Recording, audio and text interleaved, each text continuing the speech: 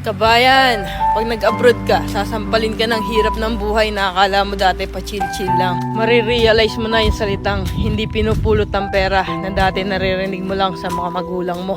Marirealize mo na wala kang dapat pagkatiwalaan dito, kundi sarili mo. Marirealize mo na ang 5 oras na tulog ay sapat na para may paglaban na isang araw na pagtatrabaho. At matututo kang pahalaga ng bawat sentimong sinasahod mo.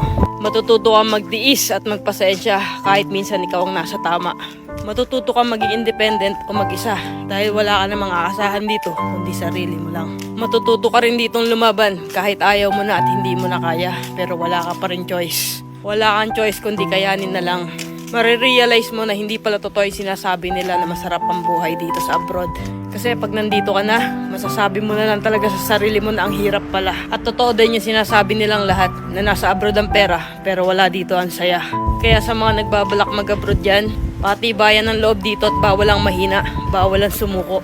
Kasi dito mo mararanasan ang realidad ng buhay kung saan patatagan ng loob ang labanan.